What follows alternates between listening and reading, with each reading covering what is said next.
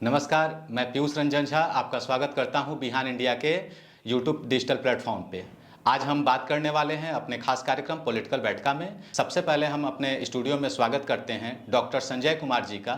Doctor Sanjay sir Pataliputra university में associate professor हैं। JNU से इनकी पीएचडी हुई है और अभी वर्तमान में राजनीतिक विश्लेषक हैं। हमारे जो दूसरे गेस्ट हैं डॉक्टर दीपक भास्कर सर हैं। डॉक्टर दीपक भास्कर जेएनयू से SIS school of international studies से इन्होंने पीएचडी की है।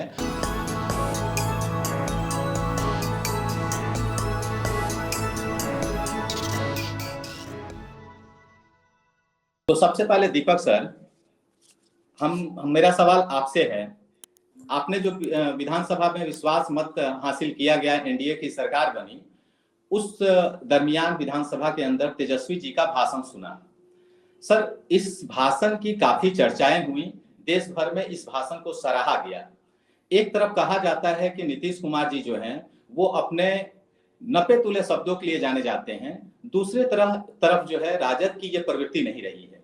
तो सर, मैं आपसे ये जानना चाहता हूं कि तेजस्वी जी का भाषण का विश्लेषण आप कैसे करेंगे, उसकी प्रमुख बातें क्या रही और बिहार की राजनीति पे इसका क्या परिणाम आपको आगे की देखने को मिल रहा है।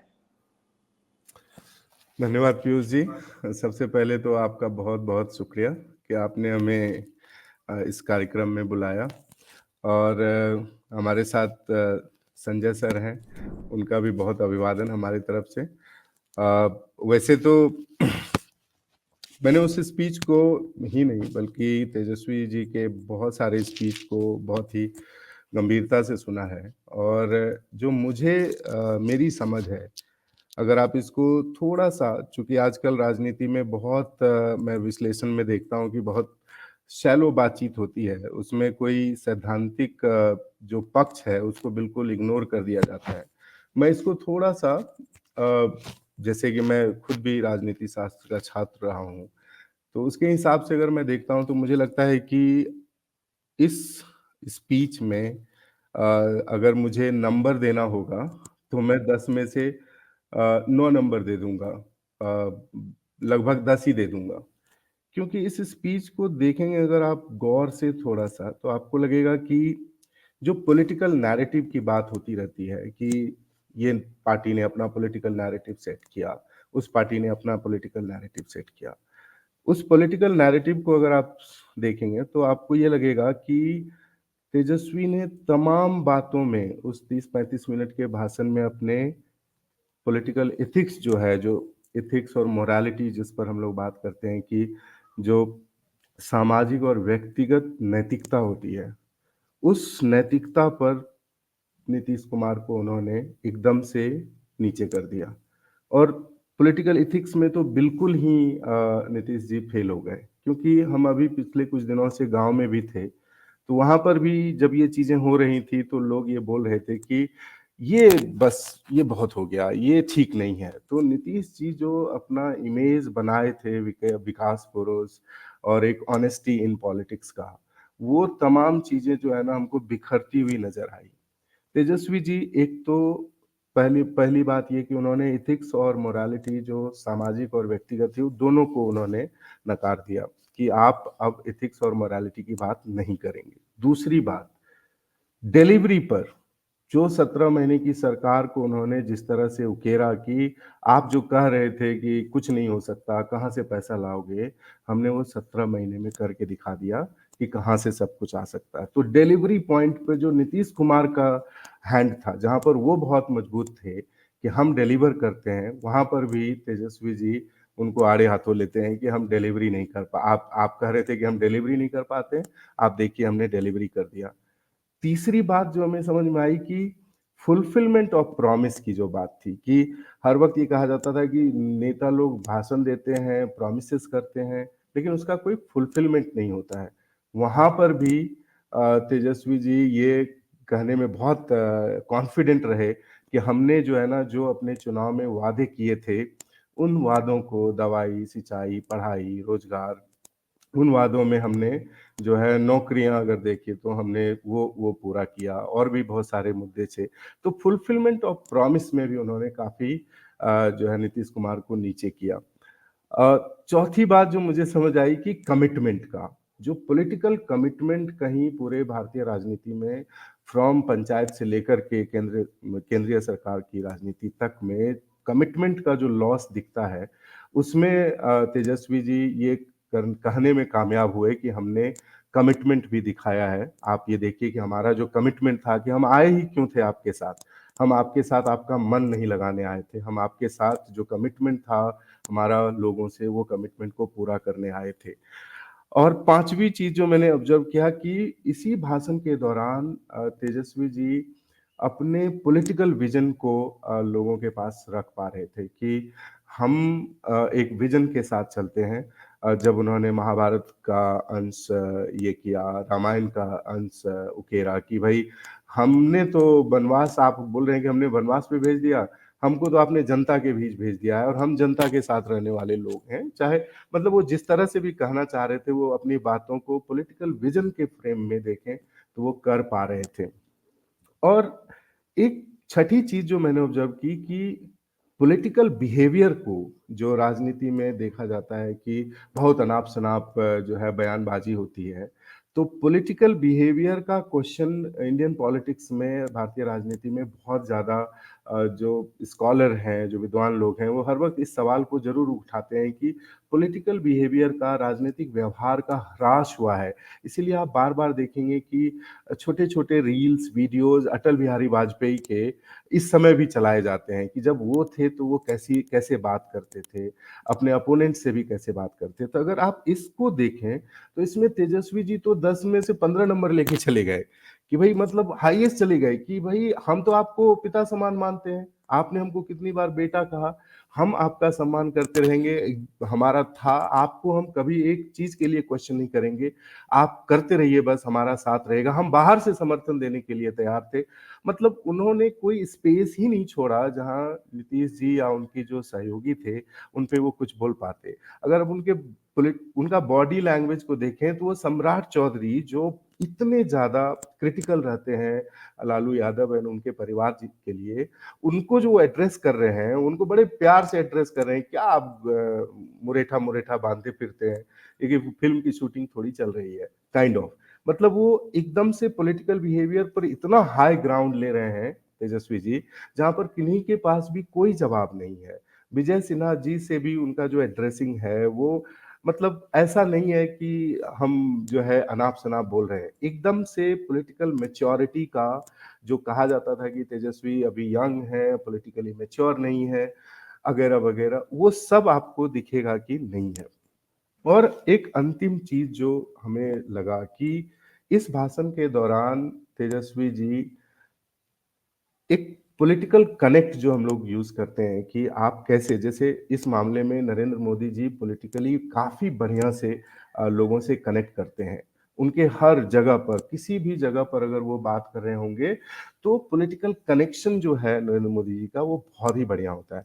वहाँ पर तेजस्वी जी के इस भाषण को अगर आप देखेंगे, तो मुझे लगता है कि जो पब्लिक कॉन्शसनेस थी कि देखिए, मतलब मेरा मानना है कि नेता या कोई भी लोग इमोरल हो जाएँगे, लेकिन जो आम जनता है ना, उसमें जो पब्लिक मोरालिटी हम लोग कहते हैं, पब्लिक मोरालिटी एक स्ट्रक्चर है, वो स्ट्रक्चर हर वक़्त रहता है ना?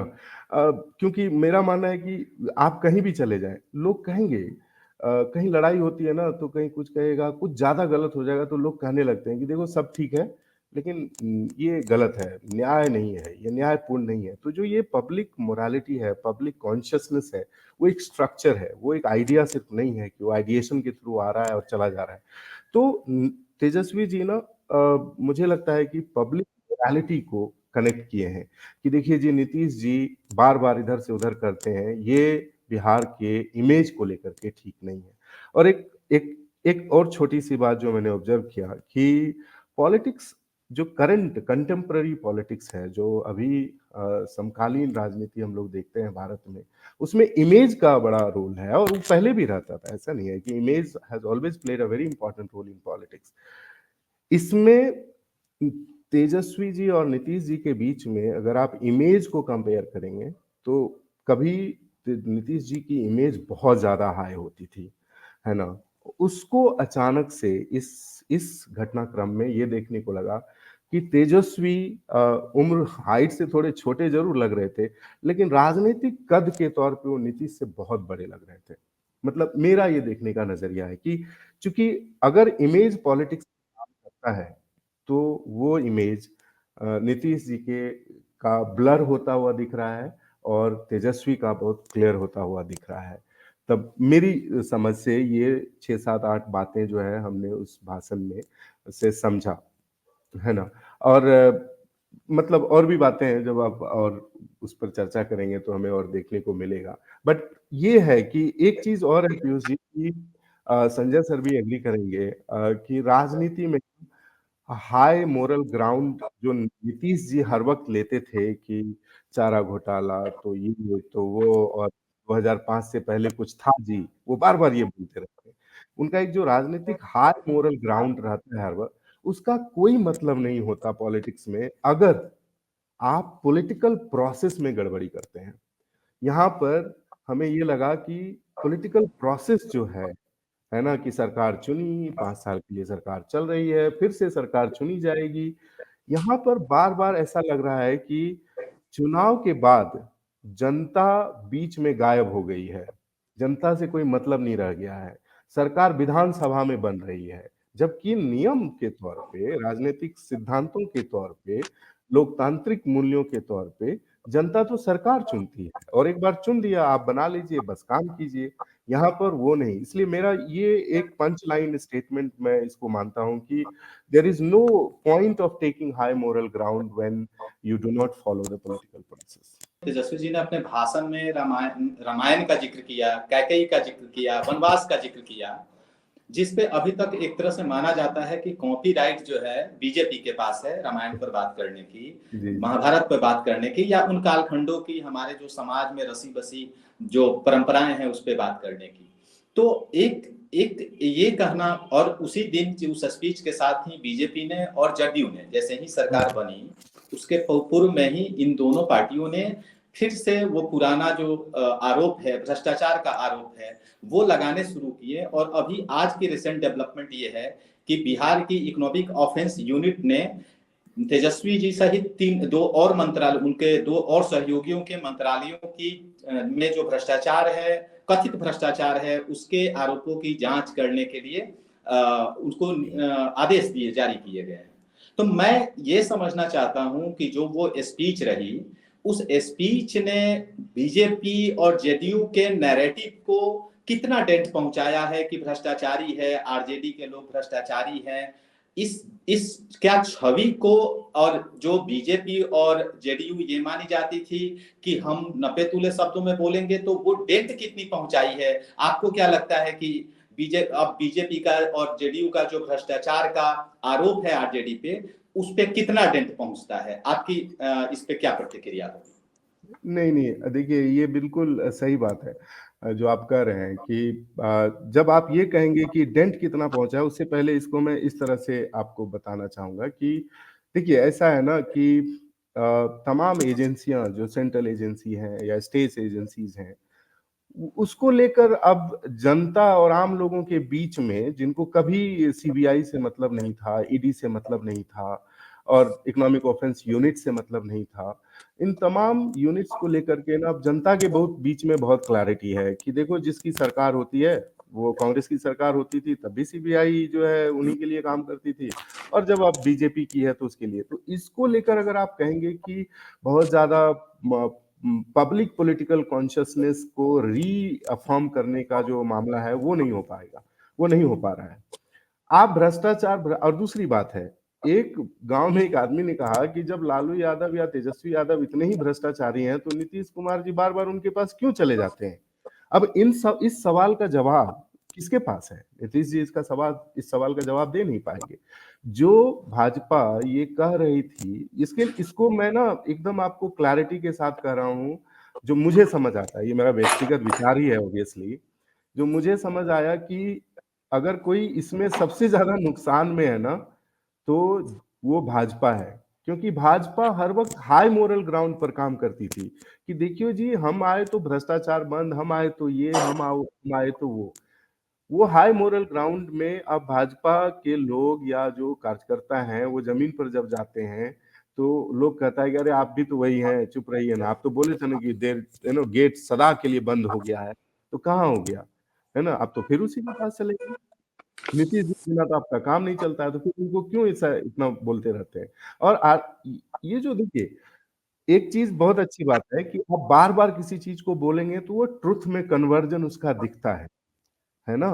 लेकिन इसके पलट एक और चीज है, इसको ना प्लेटोनिक अंडरस्टैंडिंग में देखेंगे तो प्लेटो ने ये कहा, उसकी एक किताब है द लॉज, है ना, उसमें उसने बड़ा अच्छे से मेंशन किया कि ऐसा नहीं है कि आप झूठ को बार बार बोलेंगे तो सत्य हो जाएगा, है ना।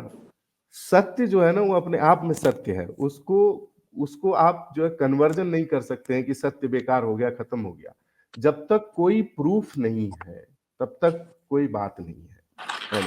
पहले लोगों को लगता था कि आरोप सिद्ध हो गए बस हो गया, ऐसा नहीं है। आरोप लगने से आरोप सिद्ध नहीं हो जाता, उसको जाना पड़ता है पूरे प्रोसेस में।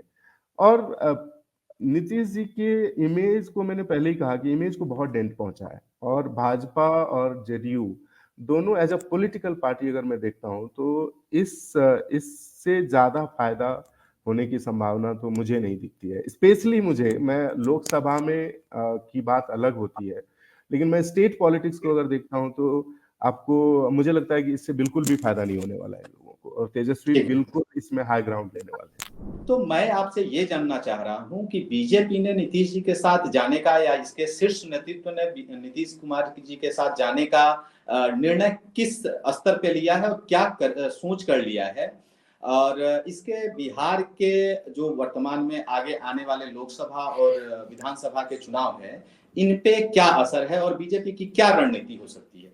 डॉक्टर संजय कुमार जी। आपका जो सवाल है बिल्कुल प्रासंगिक है। सबसे पहले तो मैं आपको धन्यवाद दूं कि आपने मुझे चैनल पर इनवाइट किया अपने विचार प्रस्तुत करने के लिए, जो हाल में जो घटना घटी है संख्या को लेकर के, सरकार फॉर्मेशन को लेकर के, और हमारे जो साथी हैं उनका भी मैं अभिवादन करता हूं। जहाँ तक बात है कि बीजेपी के पास क्या व्यवस्था थी जिसकी वजह से उन्होंने फिर नीतीश जी के साथ जाने का फैसला लिया।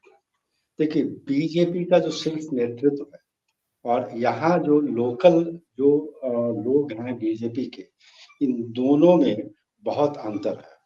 शीर्ष नेतृत्व जो है हमेशा लोकसभा को ध्यान में रख करके सारे निर्णय लेता है, और यहाँ पर जो लोकल बीजेपी के जो लीडर्स उनको हमेशा ये एक शिकायत रहती है कि शीर्ष नेतृत्व जो है उतना तवज्जो नहीं देता है। यहाँ पर तो लोकल नेतृत्व जो कुछ नेता थे, हमारी जो बातचीत हुई बीजेपी के यहाँ पर, तो उन्होंने कहा कि क्या जरूरत थी नीतीश जी के साथ जाने का, हम अकेले भी जा सकते थे, हमारे पास मंदिर वाला मुद्दा भी बहुत बढ़िया था, ताजा तरीन मुद्दा था। लेकिन इन सब के बावजूद हमें जो बातें समझ में आई हैं सूत्रों के मुताबिक, या फिर कुछ जो हमने उन लोगों का जो स्टेटमेंट्स देखा है, उन लोगों के पोस्टर्स देखे हैं, उन लोगों की जो बॉडी लैंग्वेज देखे हैं, उसमें साफ क्लियर हो गया है। दो चीज बिल्कुल क्लियर है, वो किसी भी हालत में रिस्क लेना नहीं चाहते हैं। वो चाहते हैं कि लोकसभा में वो सरकार बनाए लोकसभा इलेक्शन के बाद, लेकिन वो इतनी सशक्त हो, 400 से ऊपर का जो नारा उन्होंने दिया है उसको रियलाइज करने में लगे हुए हैं, और उन्हें लगता है कि अकेले ऐसा करने से, अकेले बिहार में इलेक्शन लड़ने से शायद वो मैजिक नंबर उनको प्राप्त ना हो।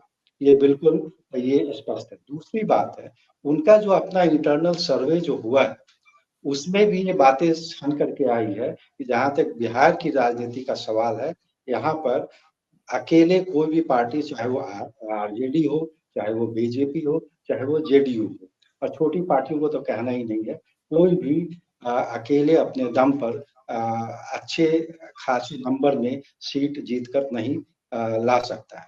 जहां तक आइडियोलॉजी का बात है, तो आइडियोलॉजी पॉलिटिक्स में उसी समय से मरना स्टार्ट हो गया जब केंद्र में अलायंस की सरकार बनी थी, गठबंधन की सरकार बनी थी, वीपी सिंह की सरकार बनी थी, उसी दिन से डी आइडियलाइज हो चुका है। आज के दौर में देखिए कौन किधर जाएगा, किससे गठबंधन करेगा, ये बिल्कुल आइडियोलॉजिकल स्तर पर तो बिल्कुल समझ में नहीं आता है।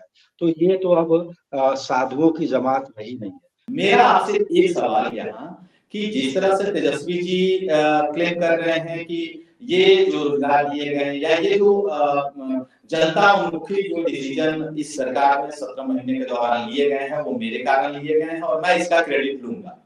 तो मेरा आपसे ये जानना है या समझना है कि क्या नीतीश जी इस सरकार के मुखिया थे, तो इस नाते क्रेडिट जो है क्या नीतीश जी को नहीं मिलना चाहिए? क्या सीएम को जो मुखिया होता है सरकार का उसको क्रेडिट नहीं जाना चाहिए? मैं यहाँ ये बिल्कुल नहीं कह रहा हूँ कि आरजेडी जो उसकी मुख्य सहयोगी पार्टी थी उसको क्रेडिट नहीं मिलना चाहिए, बट मैं ये जो क्रेडिट वार है इस वार को समझना चाहता हूँ आपसे, और साथ ही साथ ये भी समझना चाहता हूँ कि ये जो क्रेडिट वार है कहीं ना कहीं सुगबुगाहट आ रही है कि काम जो इस सरकार में हो रहे थे उसकी जो क्रेडिट है वो आरजेडी अपने सोशल मीडिया के माध्यम से, अपनी प्रचार के माध्यम से जनता तक पहुंचाने में ज्यादा सफल थी जेडीयू के मुकाबले। तो मैं ये समझना चाहता हूं कि इस क्रेडिट वार पे आपका क्या कहना है? इस पे तरह तरह की बातें अलग अलग सेक्शन से उभर के आ रही है। और दूसरा कि ये जो गठबंधन टूटा है, क्या इस गठबंधन के टूटने का एक कारण यही क्रेडिट वार तो नहीं?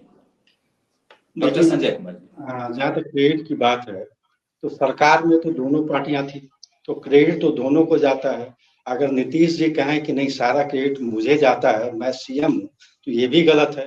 और अगर तेजस्वी जी कहें कि सारा क्रेडिट मुझे जाता है तो भी ये गलत है।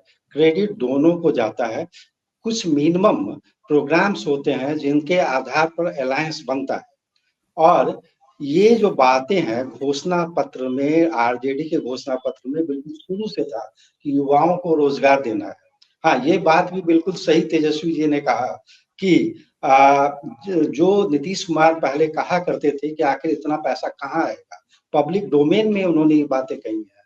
प्राइवेटली क्या कहा होगा वो नीतीश जी जाने, तेजस्वी जी जाने, लेकिन पब्लिक डोमेन में है। और वही नीतीश जी फिर नौकरी या रोजगार गांधी मैदान से बांटते हैं, शिक्षक का या और भी लोग का। तो कहीं ना कहीं तो अंदर से तो प्रेशर पड़ा ही होगा आरजेडी का कि नहीं नौकरी जो है वो देना है, नौकरी के लिए जगह है, नौकरी के लिए धन जुटाया जा सकता है। तो अगर तेजस्वी जी अगर कोई क्रेडिट ले रहे हैं तो मुझे नहीं लगता है कि उसमें क्रेडिट ना लेने वाली बात है।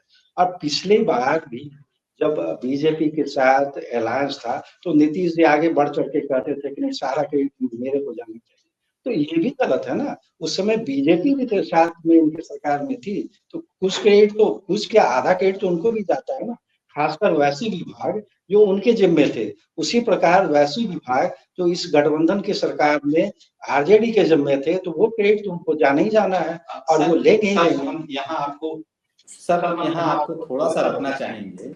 इसी रोजगार की जो आपने अभी बातें कही कि जो मंत्रालय जिनके पास था उनको उसका क्रेडिट मिलता है, जाना चाहिए, लेकिन अभी के हाल में जो शिक्षकों की बहाली हुई है और सबसे ज्यादा जो नौकरियां दी गई है वो शिक्षा मंत्रालय के द्वारा दी गई है, और शिक्षा मंत्रालय आरजेडी के पास था। और आप जानते हैं कि यही जेडीयू के तरफ से ये बातें बोली जा रही हैं कि शिक्षा मंत्रालय जो है, शिक्षा मंत्री जो है वो शिक्षा मंत्री तो शिक्षा मंत्रालय में आते ही नहीं थे। तो ये शिक्षा मंत्रालय से जो रोजगार दिए गए, और विजय चौधरी जो पूर्व में शिक्षा मंत्री थे उन्होंने ये कहा कि ये इन सारी रोजगार के जो विज्ञापन थे या इसकी जो सैद्धांतिक डिजाइन था उसको हमारे मंत्री रहते हुए हमारे मंत्रालय के माध्यम से ही इसको पहले पास किया गया था, और वही आगे जाकर 7 निश्चय के माध्यम से ये रोजगार दिए गए हैं। तो ये तर्क की मंत्री जो है जो चंद्रशेखर जी हैं वो शिक्षा मंत्री वो आते ही नहीं थे मंत्रालय। एक विवाद हुआ था उनका के पाठक के बीच में, जो शिक्षा सचिव हैं उनके और मंत्री के बीच में जो विवाद हुआ था। तो ये आरोप किस हद तक आप सच मानते हैं, और इस आरोप पे आप इस आरोप को जो जेडीयू के द्वारा आरोप लगाई जा रही है उसके पक्ष में, अपने क्रेडिट के पक्ष में जो तर्क दिए जा रहे हैं, इससे कितने आप सहमत हैं? देखिए, जहाँ तक बात है चंद्रशेखर जी का वहाँ सचिवालय में जाना, बैठना नहीं, बाद में जाना, वो सर्वविदित है, सारे लोग जानते हैं कि वो कैसे वो विवाद शुरू हुआ। और देखिए नीतीश जी में ये आदत है कि किसी भी मंत्रालय का सेक्रेटरी हो वो चाहते हैं कि डायरेक्ट रिपोर्टिंग वहाँ के मंत्री को ना करके हमें खुद करे। ये उनकी आदत रही है, पूरा कमान वो अपने हाथ में लेकर के चलते हैं। तो ये अच्छी परंपरा नहीं है, स्वस्थ परंपरा नहीं है, ये डेमोक्रेटिक हम इसको इरोजन कह सकते हैं। तो ये तो एक तरह से सीएम की मोनोपोली हो गई। तो ये तो यहाँ पर ही। और दूसरी बात है, अगर वो नहीं भी जाते हैं, थोड़ी देर के लिए आपकी बात को मान भी लिया जाए, तो ये कैसे हो सकता है कि बाकी जो पॉलिसी फॉर्म हो रहा है उसमें उनका से नहीं है? ये साबित कैसे कर सकते हैं? पहली बात। और दूसरी बात ये भी तो आप देखिए, स्वेच्छा से तो अगर ये महागठबंधन नहीं रहता, नीतीश जी की सरकार रहती, उस समय ये रोजगार बांटे गए होते, तो मान सकते थे कि नीतीश, आखिर कहीं ना कहीं से तो आरजेडी का प्रेशर है ना, वो तो मानना ही पड़ेगा। प्रेशर के तहत मान लीजिए उनका मेजर से रहा, पॉलिसी फॉर्मुलेशन में मेजर से रहा या एग्जीक्यूशन में मेजर से रहा, लेकिन प्रेशर तो रहा। उसी प्रकार जब कांग्रेस की गवर्नमेंट हुआ करती थी सेंटर पर, तो लोग कहते थे कि ये कम्युनिस्टों का कोई उसमें रोल नहीं है। भाई कम्युनिस्टों का रोल रहा, तभी तो 71 में आपका बैंक का नेशनलाइजेशन हुआ या राष्ट्रीयकरण या बहुत सारे पॉलिसीज लिए गए। ठीक है, नंबर में वो कम थे, लेकिन उन्होंने इन्फ्लुएंस तो बनाया था ना। तो उस नाते भी तो आप इन्फ्लुएंस आप देख सकते हैं कि इन्फ्लुएंस आरजेडी ने बनाया था, एक दबाव बनाया था, तभी तो नीतीश कुमार वो काम कर रहे थे। तो इसमें तो और सबसे बड़ी बात है कि इस चीज का फैसला जनता करेगी। और अभी जो वो नंबर गेम के दौरान जो भाषणबाजी हुई है विधानसभा में, वो उसको वहीं तक सीमित रखकर देखना भी मूर्खता होगी। वो एक तरह से विधानसभा की, एक तरह से आप कह सकते हैं इलेक्शन की तैयारी के रूप में अगर आप देखें, तो वहां पर तेजस्वी तो बाजी मार गए हैं। इसमें कोई, सारे लोग स्तब्ध थे उस दिन। उस सम्राट चौधरी का भी चेहरा देखने लायक था, उस समय मांझी जी का चेहरा देखने लायक था, नीतीश जी का चेहरा देखने लायक था। वो एक टक बिल्कुल देखते रहे और इतना शानदार भाषण। इस पूरे क्राइसिस का एक हम आपको कहें कि कोई अचीवमेंट था, तो वो एक तेजस्वी का एक युवा नेता के रूप में उभरना सबसे बड़ी उपलब्धि इस क्राइसिस की मानी जाएगी। जी सर, ये बात सर ने कही कि तेजस्वी के जो स्पीच थे, ये सबने इसकी चर्चा की है। लेकिन अभी हम डॉक्टर दीपक जी के पास चलना चाहेंगे। डॉक्टर दीपक जी, हम आपसे ये जानना चाहेंगे कि जब से नीतीश कुमार जी बीजेपी से अलग हुए हैं, साल था वो 2013-14 का जो दौर है, जब से नरेंद्र मोदी जी का जो उभार हुआ है या सत्ता में, केंद्र के सत्ता में, और इतने प्रचंड बहुमत के साथ मोदी जी आए हैं, तब से ही ये एक थियरी की नीतीश कुमार जी जो है बार बार पलटी मारते हैं, कभी आरजेडी के साथ जाते हैं, कभी जेडीयू के साथ जाते हैं। तो एक थियरी आम जनता के बीच में या बुद्धिजीवियों के बीच में ये बनी कि जेडीयू जो है एक सिंकिंग शिप है। और लेकिन होता है ये कि बार बार नीतीश जी अपनी पार्टी को बचा लेते। ये 2015 में भी सिंकिंग शिप की बात चली, 2017 में भी चली। जब जब इन्होंने सरकार बदली है, तब तक ये थियरी जो है उभर के बुद्धिजीवियों के बीच चर्चा का एक विषय बन जाती है। तो सर, हम आपसे ये जानना चाहेंगे कि क्या जेडीयू अब एक सिंकिंग शिप है? इसका भविष्य क्या है जेडीयू का? नीतीश जी की जो अभी जो गतिविधियां रही है, उससे 2020 में इसी बीजेपी ने नीतीश जी को तो कथित तौर पे सीमित करने में, उनकी जो संख्या बल है उसको सीमित करने में अपने कोई कोर कसर नहीं छोड़ा। तो मैं यही जानना चाहता हूं कि यह सिंकिंग शिप थियरी जो चलती है आम जनता के बीच में, उसमें कितना दम है, और क्या अब वाकई वो समय आ गया है जहां जेडीयू अब सिंकिंग शिप की ओर बढ़ रही है या उसके कगार पे है? डॉक्टर दीपक जी। पीयूष जी, मैं आपके सिंकिंग शिप के सवाल को 1 मिनट के लिए रोक करके, पहले मैं एक छोटा सा पॉइंट ऐड करना चाह रहा था कि संजय सर जो बोल रहे थे और आप लोग जो बातचीत कर रहे थे कि ये क्रेडिट का प्रॉब्लम क्या है ना, मैं उस पर एक छोटा सा कमेंट दे रहा था कि संजय सर बिल्कुल सही कह रहे हैं कि भाई क्रेडिट तो दोनों को जाएगा, क्योंकि कलेक्टिव रिस्पॉन्सिबिलिटी है। तो पॉलिटिक्स में अगर आप साथ में हैं गवर्नमेंट में, तो कलेक्टिवली हैं, तो कलेक्टिव रिस्पॉन्सिबिलिटी है, दोनों को क्रेडिट जाएगा। लेकिन अब उस दोनों में दो पार्टियां अलग अलग साथ में हैं, तो उसमें एक सवाल जनरेट होता है। और अगर इसको देखें कि किसको क्रेडिट ज्यादा जाएगा, तेजस्वी बार बार ये क्यों फोर्स कर रहे हैं कि ये क्रेडिट मेरा है। इसको अगर आप थोड़ा सा पोस्टमार्टम करेंगे इस बात को, तो आपको ये देखने को मिलेगा कि राजनीति में क्रेडिट उसी को जाता है जो पॉलिटिकल एजेंडा सेट करता है ना।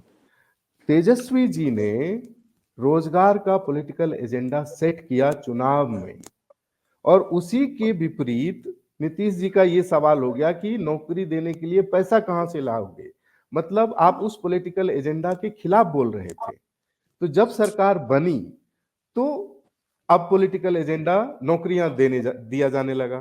तो पॉलिटिकल एजेंडा तो तेजस्वी का चल गया, उसमें नीतीश जी को नुकसान हो गया। इसीलिए बार बार आप कुछ भी कहें कि शिक्षा मंत्री जाते थे कि नहीं जाते थे, वो सवाल महत्वपूर्ण नहीं है। पॉलिटिकल एजेंडा जिसने सेट किया उसी को क्रेडिट जाएगा। फॉर एग्जाम्पल 370 आर्टिकल 370 का पॉलिटिकल एजेंडा बीजेपी का है, तो आप कुछ भी कर लें वो क्रेडिट वो लेके जाएंगे। आप भी कर देंगे तब भी वो लेके चले जाएंगे। राम टेम्पल का पॉलिटिकल एजेंडा उनका था, तो इसीलिए काम तो कांग्रेस ने भी किया, ताला खुलवा दिया, है ना, सब कुछ किया, वो अब सबने देखा। लेकिन वो बुद्धिजीवियों के बीच की बात रह गई। जो पॉलिटिकल एजेंडा सेट किया जाता है उसी को क्रेडिट मिलता है, ये एक बात है। दूसरी बात सिंकिंग शिप की है, जो आपका मुख्य सवाल है। देखिए ऐसा है ना पीयूष जी, जो मैंने जितनी किताबें पढ़ी अभी तक, है ना, उसमें एक चीज मेरा अपना है कि अगर आप सेंट ऑगस्टाइन की कोई किताब सिटी ऑफ गॉड पढ़े तो वो बहुत लंबी चौड़ी 22 वॉल्यूम में किताब है। उसको पढ़ने से ना एक बहुत क्लैरिटी आती है कि ये सवाल सब जो है कि क्या राजनीतिक में सिंकिंग शिप होता है, तो सिंकिंग शिप होता है तो फिर कैसे होता है। उसमें मुख्य जो बात है, जो सेंट्रल पॉइंट है सिंकिंग शिप थियरी की, वो है पॉलिटिकल क्रेडिबिलिटी, है ना। नीतीश जी सरकार बना जरूर लेते हैं, जोड़ तोड़ करके सरकार बना लेते हैं, नंबर जुटा लेते हैं, लेकिन पॉलिटिकल क्रेडिबिलिटी हर नंबर जुटाने के क्रम में वो लूज करते जाते हैं। Number in politics doesn't matter. Electoral politics में भी बार बार ये कहा जाता है कि नंबर बहुत मायने रखता है, नहीं, पॉलिटिकल क्रेडिबिलिटी मायने रखती है। और नीतीश जी की जो ये सिंकिंग शिप है ना, वो पॉलिटिकल क्रेडिबिलिटी बहुत पहले ही खो चुकी है लगभग। अब बस ये आप जान लीजिए कि उस नीतीश जी के विपरीत एक बड़े नेता के तौर पे उभरने का इंतजार जो है ना बिहार की जनता कर रही है। बस वो मजबूरियां हैं जनता की कि चलो ठीक है, इसमें हम नहीं अभी से फिट कर पा रहे हैं तो चलो इसी को कर लेते हैं, उस टाइप का है। तो आप जनता की मजबूरियां को जो है ना आप पॉलिटिकल क्रेडिबिलिटी में नहीं शामिल कर सकते हैं, है ना, क्योंकि वो जो टीना फैक्टर है कि देयर इज नो अल्टरनेटिव, तो there is no alternative is not one of the factor in deciding the political credibility in India, Indian politics specially. तो ये बात बिल्कुल मैं ये तो नहीं कहूंगा कि सिंकिंग शिप है, राजनीति में कोई डूबता उगता नहीं है, घास की तरह होता है, कोई आता है फिर एक नया लीडर आएगा उठ के खड़ा हो जाएगा, ये सब पॉसिबिलिटीज है। राजनीति संभावनाओं का नाम है। तो JDU as a political party crumble तो डेफिनेटली कर रही है, नंबर भी लूज कर रही है, पॉलिटिकल क्रेडिबिलिटी तो लूज कर ही चुकी है डेफिनेटली, नंबर भी लूज कर रही है। तो मेरे समझ में डूब तो रहा है जहाज, है ना। वो बचा, जो आपने कहा कि बार बार बचा लिया जाता है, वो बार बार बच नहीं रहा है, असल में ना बार बार वो और ज्यादा डूब रहा है ना, वो बचेगा नहीं। क्योंकि आपने पॉलिटिक्स को क्या किया है कि सेंट्रलाइज कर दिया है कि नीतीश कुमार इज द, जैसे संजय सर ने कहा कि सीएम को ही सब कुछ रिपोर्ट करना है, तो फिर बाकी सब कुछ बचा ही नहीं। तो आप अपना मोरल ग्राउंड जैसे ही लूज करेंगे पूरा का पूरा सिस्टम ही कोलैप्स कर जाएगा। सेंट्रलाइज सिस्टम का ये प्रॉब्लम भी होता है, इसीलिए हम लोग डेमोक्रेसी में डेमोक्रेटाइजेशन की बात करते हैं। तो मेरे हिसाब से पॉलिटिकल क्रेडिबिलिटी मेन क्राइटेरिया होता है, वो खत्म हो रहा है तो सिंकिंग शिप थियरी वैलिड है, वो जा रहा है। और जो आप बचाने में कामयाबी की बात कर रहे हैं वो बच तो रहा है, बच भी गया, इस बार भी बच गया, लेकिन फिर जो राजनीति में रहने तक की बात नहीं होती, राजनीति में रहने नहीं रहने के बाद की बात भी होती है। तो आज हम लोग कर्पूरी ठाकुर को किस लिए याद करते हैं, है ना, कोई उनके काम को याद थोड़ी कर रहा है ना, कि भाई ये उनके पॉलिटिकल मोरालिटी को याद कर रहा है कि वो कितना क्रेडिबल आदमी था, है ना, वो कितना क्रेडिबल आदमी थे, उस बात को याद किया जा रहा है। काम का लिस्टिंग तो शायद किसी को पता भी नहीं होगा कि क्या क्या उन्होंने काम किए थे, वो तो आप जैसे लोग खोज के निकालते हैं है ना, और तब जनता के बीच आती है। लेकिन जनता के बीच में एक जबरदस्त इमेज है कि पॉलिटिकल क्रेडिबिलिटी उस आदमी की थी, है ना, पॉलिटिकल मोरालिटी उस आदमी की थी, राजनीतिक विचार उस आदमी का था। जैसा संजय सर ने कहा कि विचारधारा तो खत्म हो गई है। जब विचारधारा ही खत्म हो गई तो बस अब सिर्फ गणित बच गया, और मैथमेटिक्स इज नॉट पॉलिटिक्स, है ना। ये कह रहा हूं मैं कि गणित राजनीति नहीं होती। अगर गणित ही राजनीति होती तो सारे गणितज्ञ प्रधानमंत्री होते इस देश के, है ना। ऐसा होता है जी सर, दीपक जी ने कहा कि नीतीश जी अपना जो सिंकिंग शिप है उसको बचाने में अभी फिलहाल कामयाब है, फिलहाल वो कामयाब रहे। संजय जी सर, दीपक जी ने जैसा कहा कि जेडीयू अभी भी अपने आप को जो सिंकिंग शिप है वो अपने आप को बचाने में कामयाब अभी फिलहाल रही है। लेकिन हम आपसे ये समझना चाहेंगे सर कि अभी एक निजी सर्वेक्षण हुआ इस सरकार के बनने के आसपास में ही, और वहां ये कहा गया, एक तरफ मोदी जी ये कहते हैं कि 400 के पार हम एनडीए को लेकर जाएंगे, उसका एक दावा है और उसकी अपनी व्याख्याएं हैं आरजेडी बीजेपी की तरफ से। मैं आपसे ये समझना चाहता, लेकिन एक सर्वेक्षण जो हुआ, एक निजी एजेंसी ने, एक राष्ट्रीय चैनल ने सर्वेक्षण कराया, उस पर काफी बहस हुई और उसमें ये दिखाया जा रहा है कि जेडीयू और बीजेपी मिलकर यानी एनडीए जो है वो अपना 2019 का जो लोकसभा का चुनाव है उसका जो प्रदर्शन है वो प्रदर्शन दोहरा नहीं पाएगी, और जो 39-40 में से बिहार में 39 सीटें आई थी वो उतनी सीटें नहीं ला पाएंगी। तो क्या आपको इस ये जो आंकड़े हैं और वर्तमान में जो चल रही है राजनीति, उससे आपको लोकसभा के दृष्टिकोण से क्या नजर आ रहा है?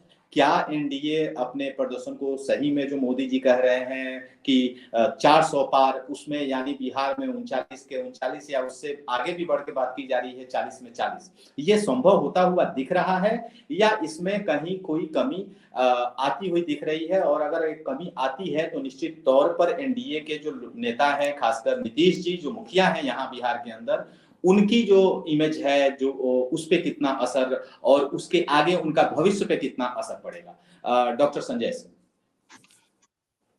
देखिए,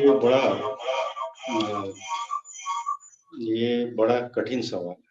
कठिन इस सेंस में हम कहेंगे कि इलेक्शन जो होता है, अभी लोकसभा इलेक्शन में कम से कम मुझे लगता है मार्च के पहले सप्ताह में शायद नोटिफिकेशन हो, और उसके बाद इलेक्शन स्टार्ट शायद अप्रैल में हो।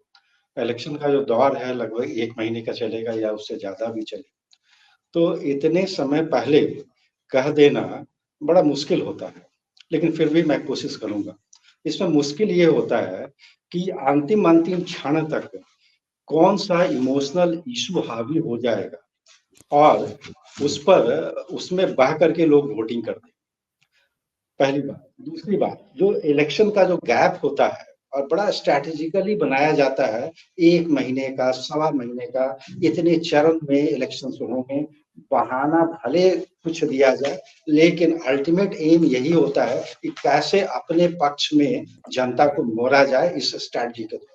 इसीलिए कुछ खास एरिया सीमांचल का उस समय होगा, इस एरिया का इस समय होगा, ये सारे तमाम तरह की बातें होती हैं। अगर अभी तुरंत इलेक्शन हो जाए, मान लीजिए 5 या 10 दिन के बाद, मुझे नहीं लगता है कि जेडीयू और बीजेपी गठबंधन को बहुत बड़ी सफलता मिलेगी। दोहराने वाली बात तो आप भूल ही जाएंगे, जो 40 में 39 सीट।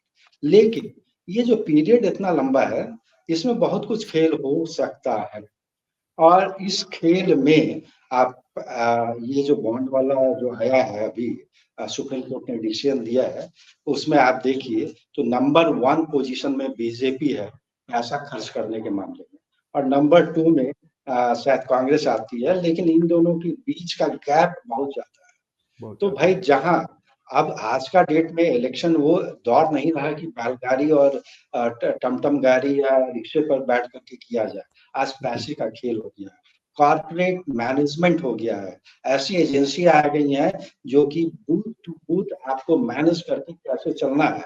अब वो लोक लुभावन जिसको कहते हैं नारा, वो सब भी काम नहीं करता है।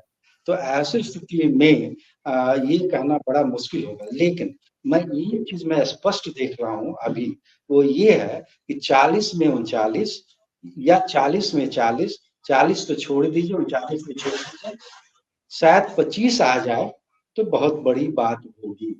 इससे ज्यादा मैं नहीं देख रहा हूँ, क्योंकि देखिए संख्या बल जुटा लेना विधानसभा में वो पर्याप्त नहीं होता है। अल्टीमेटली आपको वोटर्स के बीच में जाना है, और बिहार की परिस्थिति और यूपी की परिस्थिति बिल्कुल अलग है। यूपी में आप शायद पोलराइजेशन आसानी से कर लें, लेकिन बिहार में मुझे नहीं लगता है। समाजवादियों का यहाँ पर क्षेत्र रहा है, उनका प्रभाव रहा है। ये जेपी जैसे बड़े नेता हाल फिलहाल में, पीछे की तो बात छोड़ दीजिए, वो यहाँ पर सक्सेसफुल रहा है। लोहिया शायद अपने स्टेट में उतने सफल ना हुए हैं, लेकिन उनकी विचारधारा बिहार में ज्यादा सफल रही है। वो लालू और ये नीतीश जी, ये दोनों उसी विचारधारा को लेकर चले हैं, कर्पूरी ठाकुर की विचारधारा को लेकर चले हैं। ये बात अलग है कि राजनीतिक व्यवस्था ने उन्हें कहीं का कहीं दूसरे जगह लैंड करा दिया, क्योंकि राजनीति में एग्जिस्टेंस ही बहुत जरूरी होता है। अगर आप एग्जिस्ट ना करेंगे तो आपकी विचारधारा का कोई मतलब ना रहेगा, तो उसके लिए पावर भी ग्रैब करना जरूरी हो जाता है। तो वो सब एक तरह से बैलेंस करके लोग चलते हैं। लेकिन मेरा तो आकलन ये है कि अभी इतना बड़ा क्या कहते हैं मुद्दा, मंदिर का मुद्दा भी अभी हाल फिलहाल का मुद्दा है। मुझे नहीं लगता है कि बहुत ज्यादा। और एक चीज और यहाँ पर जोड़े, जो कि काफी एनालिस्ट नहीं जोड़ रहे हैं, वो है कि प्रशांत किशोर, वो जो ग्रास रूट पर जो काम कर रहे हैं, बहुत जबरदस्त काम हो रहा है। और कितना एक्सक्लूड हो पाया है आपके इसमें, वोट कितना वो दिलवा पाएंगे या कितना वो ले पाएंगे, वो फिर दिलचस्प होगा देखना। लेकिन उनकी जनसंपर्क यात्रा जो है चल रही है आज के डेट में। ये आप जान लीजिए कि जब तक बूथ तक आप नहीं पहुंचेंगे, नीचे के लोगों से नहीं कनेक्ट करेंगे, तब तक जो है आप इलेक्शन नहीं जीत सकते हैं। और इसी में मदद करती है आपको ये कॉर्पोरेट एजेंसियां जो है, कि कैसे इलेक्शन को मैनेज किया जाए। तो ये मेरा स्पष्ट ये मानना है। सर, प्रशांत किशोर जी पे हम फिर से एक बार चर्चा हम लोग जरूर करेंगे, उनकी क्या राजनीति रह रही है। लेकिन हम डॉक्टर दीपक भास्कर सर के पास भी जाना चाहेंगे। और सर, हम एक और बात जो इस बिहार में इस विश्वास मत के आसपास हुई और बहुत ही विशिष्ट चीज है और बिल्कुल अलग थी, वो ये हुई कि बीजेपी को कभी ये डर नहीं हुआ कि उनकी जो विधायक है वो कभी उनसे छिटक के जाएंगे, या मोदी और शाह जी का जो ऑरा है, जो उनकी पार्टी पे पकड़ है, उससे उनके विधायक ये हिमाकत करेंगे कि वो उनसे अलग हो जाए। और आज के इस प्रचंड बहुमत के दौर में, लेकिन आप देखते हैं कि विश्वास मत के पहले बीजेपी का अपना जो पूरा विधायक, सारे विधायक जो हैं उनको बोधगया ले जाया जाता है, और विश्वास मत के अंदर ही कई उनके विधायक पहुंच नहीं पाते हैं जब समय पे। और उनकी वोटिंग जो है पहले, जब विधानसभा अध्यक्ष का चुनाव की बात आ रही थी, तो उसमें उनके विधायकों की वोटिंग नहीं हो पाई। मैं आपसे ये समझना चाह रहा हूं कि ऐसे कौन से कारक हुए जो मोदी और शाह के अथॉरिटी को चैलेंज, ये एक तरह से मोदी और शाह के अथॉरिटी को चैलेंज किया गया और एक बिहार के विधायकों के द्वारा। तो मैं ये समझना चाह रहा हूं कि ऐसा क्या हुआ है बिहार के अंदर, ऐसा क्या किया आरजेडी ने जी, जो मोदी और शाह की अथॉरिटी को एक तरह से चैलेंज किया गया उनके अपने ही विधायकों के द्वारा। डॉक्टर दीपक भास्कर सर। पीयूष जी, जो आप सवाल कर रहे हैं वो बहुत ही महत्वपूर्ण है। इसको मैं थोड़ा सा लाइटर करने की कोशिश करूंगा। जाता है, बीजेपी के जो कार्यकर्ता हैं, नेता हैं, सब क्लेम करते हैं कि अमित शाह जी चाणक्य हैं, है ना, नए चाणक्य हैं राजनीति के। लेकिन सच बात यह है कि बिहार के इस कॉन्फिडेंस में, मोशन में आप जगह देखेंगे तो आपको लगेगा कि ओ, यहाँ तो असली चाणक्य तो यहाँ थे, पैदा तो यहाँ हुए थे। तो इस बार ना असली चाणक्य से भिड़ंत हो गई, और वो दिख गया कि जो तेजस्वी जी ने कहा कि खेला होगा, तो वो खेला तो हुआ। अगर आप देखें कि आरजेडी के 3 विधायक उधर भी चले गए, उसको आप उस तरह से ना देखिए। देखिए, जब पावर का कैलकुलेशन कैसे करेंगे आप? पावर का कैलकुलेशन ऐसे करेंगे जब जिसके पास ज़्यादा पावर है और किसी के पास कम है। अगर कम पावरफुल लोगों ने एक इम्पोर्टेंट एक्ट कर दिया आपको चैलेंज करके, तो वो तो विनर तो वो हो जाएगा। विनर आप फिर ज़्यादा पावरफुल लोग नहीं होते।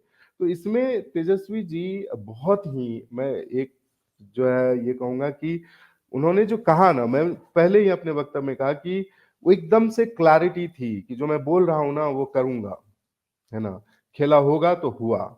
बीजेपी जो एकदम से डिसिप्लिन्ड पार्टी कि कोई जो है वो कार्यकर्ता का party, this party, that party, वो सारे नैरेटिव जो उनके थे, वो स्ट्रक्चर ही क्रम्बल होता दिख गया वहाँ पर कि विधायक ही गायब हो गए हैं, आ नहीं पा रहे हैं, विधायक को गया ले जाया जा रहा है, विधायक को समेटने की कोशिश हो रही है। ये सब हो रहा था। तो जितना भी जो फैक्टर्स थे बीजेपी को हाई ग्राउंड देने के लिए, वो सब फैक्टर को तेजस्वी जी ने चैलेंज किया, एक बात। दूसरी बात, सवाल है पॉलिटिकल लीडरशिप का। पीयूष जी, आप इस बात को बिल्कुल ध्यान से, मैं आपके दर्शकों को भी ये बताऊंगा कि आप इसको आज नोट कीजिए। इस भाषण में एक चीज तेजस्वी ने बहुत तगड़े ढंग से निकाल लिया कि बिहार का पॉलिटिकल लीडरशिप अब मैं लेने जा रहा हूं, है ना? बिहार का जो अपोजिशन का पॉलिटिकल लीडरशिप है वो मेरे हाथ में है। क्योंकि उन्होंने अपने भाषण में एकदम क्लैरिटी से कहा कि आपने कहा था कि हम मोदी जैसे तानाशाह आदमी को दिस दैट जो भी है आरोप लगा करके हम इसको रोकेंगे। आप नहीं रोक पाए, कोई बात नहीं, मैं रोकूंगा, है ना? तो ये जो एक कमिटमेंट विथ कॉन्फिडेंस था, डबल सी जो हमने देखा तेजस्वी में, कि पॉलिटिकल लीडरशिप का क्लेम अब मैं करने जा रहा हूं अपोजिशन की तरफ से, आप उसकी चिंता न कीजिए, है ना? तीसरी बात, एक बात बताऊंगा, ये जो बार बार आरोप प्रत्यारोप चलता रहता है ना, इसमें इंटेंशन और एक्शन दो चीज ना मिसिंग है। चाणक्य ने ना बहुत इंपॉर्टेंट बात अपने अर्थशास्त्र में लिखी कि मेरे राजा का अगर इंटेंशन सही है और वो कोई काम करता है, गलत हो जाता है जमीन पर जाते जाते, तो आप मेरे राजा को दोष मत दीजिए। अगर मेरे राजा का इंटेंशन गलत है और कई बार जमीन पर जाते जाते गलत सोच के साथ भी जाएंगे और सही हो जाता है, तो आप मेरे राजा को दोष दीजिए। अब यहाँ पर देखेंगे नीतीश जी के इंटेंशन और एक्शन में बहुत ज्यादा फासला नजर आ रहा है कि वो सोचते कुछ और हैं, करते कुछ और हैं, पब्लिक कंफ्यूजन क्रिएशन होता है। और अब पब्लिक कंफ्यूजन क्रिएट होते होते क्लैरिटी आ गई कि भैया नीतीश जी का पॉलिटिकल क्रेडिबिलिटी नहीं है। तो मेरा ये है कि तेजस्वी जी लीडरशिप तो स्नैच कर ही लिए, छीन ही लिए, और प्लस जो संजय सर बोल रहे थे कि गणित में तो फेल हो गए हैं ये लोग, और नंबर 40 का जो ये लोग बोल रहे हैं वो शायद ही आ पाए। मतलब मैं राजनीतिक पंडित नहीं हूँ, मुझे इलेक्टोरल पॉलिटिक्स की समीक्षा मैं नंबर से नहीं करता, क्योंकि मेरा मानना है कि राजनीति में नंबर सिर्फ एक छोटा सा योगदान करता है आपको गवर्नमेंट फॉर्मेशन में। इसके सिवा नंबर का कोई उपयोग नहीं होता। नंबर के पीछे जो पूरी जो सैद्धांतिक समझ है, उसी से राजनीति चलती है। नंबर से तो सिर्फ सरकारें चलती है, राजनीति नहीं चलती। तो राजनीतिक तौर पे अगर आप देखेंगे तो नीतीश जी बहुत ज्यादा लॉस किए हैं, बीजेपी बहुत लॉस की है। अब बिहार में हो सकता है कि मोदी जी को बहुत एग्रेसिव कैंपेन करने की जरूरत पड़ जाए। सरकार बन जाने से प्रशासनिक सहायता शायद मिल जाएगी, लेकिन जनमानस के बीच में ये बात को लेकर के बहुत ज्यादा चर्चा है। एक और चीज है जो अगर मुझे आप एक 30 सेकंड का समय देंगे, कहानी है, सेंट ऑगस्टाइन ने सिटी ऑफ गॉड में एक कहानी लिखी। उस कहानी में ये था कि सेंट अलेक्जेंडर की कोर्ट में ना एक समुद्री लुटेरे को लाया गया। समुद्री लुटेरे ने कहा कि अलेक्जेंडर एकदम गुस्सा हो गए कि तुम जो है कैसे समुद्र को लूट रहे हो, तुम्हारी हिम्मत कैसे हुई, तुम चोर हो, बदमाश हो, डकैत हो, ये हो वो हो, है ना, और तुमको तो सजा मौत की मिलनी चाहिए। उस पर उस समुद्री लुटेरे ने जो रिप्लाई किया वो बहुत इंपॉर्टेंट है। उसने कहा कि अच्छा, मैं चोर हूं, लुटेरा हूं, चूंकि मेरे पास एक छोटा सा जहाज है, 10-5 लोग हैं, मैं छोटा सा एरिया को समुद्र में लूटता हूं, तो मुझे मौत की सजा मिलनी चाहिए। और आपको आप कौन है? आप चोर नहीं है? आप राजा कैसे बन गए? जबकि आप बड़ा जहाज है, आपके पास आर्मी है, आप पूरी दुनिया को लूटते हैं तो आप राजा बन गए। हम एक छोटा सा जगह लूटते हैं तो हम चोर बन गए। अब ये इसको अगर आप यहाँ फिट करें तो ये बड़ा जबरदस्त फिटिंग होता है कि अभी आप कह रहे हैं कि हम सरकार में हैं तो हम जो मन होगा वो करेंगे, और जब हम सरकार में नहीं है तो जो सरकार में नहीं है अगर वो छोटा सा एक करप्शन कर देंगे या कुछ कर देंगे तो उसको आप कहेंगे कि चोर है। ये इंपॉर्टेंट है कि आप राजा और चोर का जो फर्क है, और संजय सर ही बोल रहे थे कि 52,200 या 300 जो भी है, मतलब मोर देन 5,000 करोड़ का जो नंबर है वो बीजेपी के पास है, करीब 100 करोड़ का कांग्रेस के पास है इलेक्टोरल बॉन्ड का। उसको आप कह रहे हैं कि नहीं जी वो हमारा, हम चोर नहीं, देखिए वो चोर, उसका अकाउंट फ्रीज हो जा रहा है, उसका नहीं हो रहा है। तो आपको इस तरह से भी देखने की जरूरत है कि कई लेवल पर मिसमैच हो रहा है। और मैं बार बार फिर से एक अंतिम बात कर रहा हूँ, मैं ना राजनीति को नंबर से नहीं आता। मेरे लिए गणित फणित जो है बैठ करके जोड़ने का मतलब नहीं है। राजनीति सैद्धांतिक है, सरकारें न्यूमरिक है, वो नंबर से चलती है। सरकार बना लीजिए लेकिन राजनीतिक तौर पे तो आप लॉस में हैं ही। सर, इसी से जुड़ा हुआ ये सवाल है आपसे कि कहीं यही कारण तो नहीं है कि भ्रष्टाचार के साथ साथ एक और एडिशन हुआ है जो नीतीश जी की जो पिछली जो छवि है वो उस छवि से मेल नहीं खाती, वो है रिवेंज की पॉलिटिक्स। जिस तरह से बीजेपी ने और के सम्राट चौधरी जो अध्यक्ष हैं उन्होंने और नीतीश जी ने कहा कि हम जांच कराएंगे, हम इसकी पड़ताल कराएंगे, इनके मंत्रालयों की पड़ताल कराएंगे, और उस पर जिस तरह से एक्शन होता दिख रहा है और मतलब जिस तरह से विधायकों का हर पार्टी, तीन बड़ी पार्टियां हैं बीजेपी, जेडीयू और आरजेडी, तीनों पार्टियों से विधायक इधर से उधर और अपने अपने जो बाड़े हैं उस बाड़े से बाहर निकल के उन्होंने ये वोटिंग करने या अपना पसंद पार्टी के ऊपर बात करने की कोशिश की। मैं आपसे सर यही जानना चाहता हूं कि ये जो भ्रष्टाचार के साथ साथ ये जो एक मिक्सचर अभी आया है रिवेंज पॉलिटिक्स की, तो क्या यही तो कारण नहीं है जो आप कह रहे हैं या सर बता रहे हैं कि तेजस्वी जी ने एक गेन किया है और पॉलिटिकल लीडरशिप को क्लेम किया है कि मैं अब बिहार के पॉलिटिकल लीडरशिप को लेने के लिए तैयार हूं, तो क्या यही कारण है कि रिवेंज की पॉलिटिक्स जो नीतीश कुमार जी की छवि के बिल्कुल विपरीत है, उस तरह की वो लेने की कोशिश की जा रही है? और आप इस रिवेंज पॉलिटिक्स का असर कितना देख रहे हैं, क्या आप आंकते हैं? मैं आपसे ये जानना चाह रहा हूँ डॉक्टर दीपक भास्कर सर। नहीं देखिए, वही कह रहा हूँ, मैंने अभी वही कहा कि मेरी आवाज आ रही है जी परफेक्टली? बिल्कुल सर, आपकी आवाज आ रही है हाँ। सर।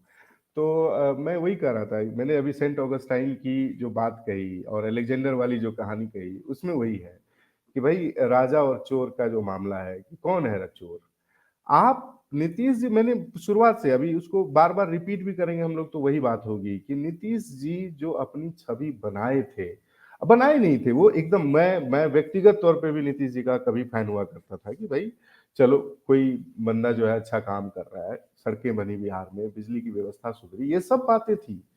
बट मैंने क्या कहा कि डेवलपमेंटल नैरेटिव अगर सिर्फ चलता, अगर सिर्फ पॉलिटिक्स में डेवलपमेंटल नैरेटिव ही चलता तो फिर राम मंदिर की जरूरत क्यों थी? है ना? तब तो सिर्फ आप रोड बनाते, हाईवेज बनाते, आप बिल्डिंग बनाते, स्टेशन को रेनोवेट करते, हो जाता काम। नहीं होता। पॉलिटिक्स बहुत समग्र चीज है, वो बड़ा वास्ट एरिया है, उसमें छोटी छोटी चीजें भी उसमें उतना ही। और ये नहीं कहेंगे कि ये बड़ा फैक्टर, लोग बोलते हैं कि पॉलिटिक्स में ये बड़ा फैक्टर होता है। नहीं जी, पॉलिटिक्स में कुछ भी बड़ा फैक्टर और छोटा फैक्टर नहीं होता है। संजय सर ने अभी अपने वक्तव्य में कहा कि अभी तो 2 महीना है जी चुनाव का, एक छोटी सी हवा भी ना चुनाव के रुख को बदल सकती है। एकदम सही बात है, बहुत छोटी सी बात ना पूरे चुनाव का परिदृश्य बदल सकती है। तो आप जो कह रहे हैं कि नीतीश जी क्या क्या इसको इसको इस तरह से देख पाएंगे कि भाई उनका जो बदला लेने की राजनीति है उसको उसको देखेंगे, तो वो जनता को तो बिल्कुल समझ में आ रहा है ना। कल सरकार में थे तो तेजस्वी जी बेटा थे, आज सरकार में नहीं है तो तेजस्वी जी के ऊपर आर्थिक आरोप लग रहे हैं। ये इतनी जल्दी आप गवर्नर के पास जाने में आपको 2 मिनट लगता है और सरकार बनाने में 3 मिनट लगता है। जनता को इस जनता को आपके साथ बदलने में इतना जल्दी समय नहीं वो बदल लेती, 3 मिनट में जनता भी बदल गई। जनता अपने पेस से चलती है, उसके अपने तरीके हैं मुड़ने के। वो कभी मुड़ेगी तो अपने समय के साथ मुड़ेगी। अभी उसको मुड़ने के लिए आप बार बार देखिए, नीतीश जी, मैंने क्या कहा, नीतीश जी विमेन एम्पावरमेंट का सबसे पुरोधा के तौर पे देखे जाते हैं बिहार में, बहुत लोग बोलते हैं। अभी स्थिति ये है कि कल मैं देख रहा था कि एक बीजेपी के विधायक से पूछा गया कि भाई नीतीश जी ने जो भाषण दिया था विधानसभा में, उस पे तो आप बहुत रो रही थी, उस पे तो आपने कहा कि पूरी औरतों का सम्मान खत्म हो गया, अब तो नीतीश जी आपके साथ हैं, तो अब क्या बोलेंगी उस पर आप? तो वो कहते हैं कि अब हम क्या बोले, मोदी जी जाने। ठीक है, जवाब ही नहीं है ना? मुझे बहुत हंसी आई कि जवाब ही नहीं है, जवाब क्या दें, मतलब कुछ नहीं है। जिस नीतीश जी के लिए माननीय विधायक मोकामा ने कहा कि नीतीश जी के सीना पे चढ़ करके हड्डी तोड़ देंगे, आज वो नीलम जी उन्हीं के साथ हैं, उसको कैसे, मतलब इतना डर्टी नहीं है पॉलिटिक्स। हम लोग पढ़े हैं, राजनीति पढ़े हैं, 20 साल जो है राजनीति के छात्र रहे हैं, अब शिक्षक हैं। हमने कौन सी राजनीति कब पढ़ी, कौन सी किताब में पढ़ी कि राजनीति जो है ना बड़ी गंदी चीज होती है? Politics has never been such problematic thing. Politics तो एरिस्टोटल ने कहा कि पॉलिटिक्स, राजनीति जो है ना हर समस्याओं का निदान है, लेकिन यहाँ राजनीति को ही समस्या बना दिया गया। ऐसा नहीं है। जनता को पूछिए तो राजनीति बड़ी गंदी चीज है। सबने राजनीति को गंदा बना बना करके सिर्फ ये किया कि अच्छे लोग बाहर हो जाएं, अच्छे लोग उसमें ना जाएं। इसीलिए राजनीति में राज सर ने कहा कि प्रशांत किशोर बहुत अच्छी बात है, आ रहे हैं, बढ़िया है, वेलकम, आइए कुछ तो नया लेकर आइए। तो नीतीश जी राजनीति में ना लूज करते करते अब उनको खुद ही नहीं समझ में आ रहा है कि अब हम क्या बोले, है ना? कुछ दिन के बाद आप ये बोले, अभी आप उनका सेंटेंसिंग देखेंगे, हर प्रेस कॉन्फ्रेंस में वो एक लाइन कॉमन बोलते हैं कि 2005 से पहले कुछ था जी, है देखवे नहीं किए हैं आप लोग, ऐसे ही बोलते हैं वो, है ना? ये जब वो बोलते हैं ना तो मुझे हर वक्त यही लगता है कि ये भाषण 2010 में तो नहीं था, 2014 में तो नहीं था, 2019 में तो नहीं था, ये अचानक से हर बार ये पुटअप क्यों करना शुरू किए हैं, है ना? तो क्योंकि अब उनके पास ऑफर करने के लिए कुछ नहीं है, नई बात करने के लिए कुछ नहीं है। अब वो जो बात के खिलाफ राजनीति में उतरे थे, अब वो धीरे धीरे करके सब कुछ वही करते जा रहे हैं जो दूसरे लोग के खिलाफ लड़े थे। इट इज लाइक बीजेपी आई थी कि हम ये कर देंगे, महंगाई की मार, है ना, अब की बार मोदी सरकार, किधर है मोदी सरकार? महंगाई तो इतनी बढ़ गई, अब रहेगा नहीं बेरोजगार, युवा बेरोजगार, अब की बार मोदी सरकार। अब आप सब कुछ वही कर रहे हैं, आप ही कहने वाले हैं कि हर स्टेट को बराबर मिलना चाहिए, कोऑपरेटिव फेडरलिज्म, मोदी जी कहते हैं, किधर है कोऑपरेटिव फेडरलिज्म, है ना? तो नीतीश जी का भी वही हालत है, जो वो कहते थे, जिस चीज पर उन्होंने अपने पूरे राजनीतिक स्तंभ खड़े किए, धीरे धीरे करके वो सारे स्तंभ ढहते हुए जा रहे हैं, उन पर कोई एक्शन नहीं हो रहा है ना?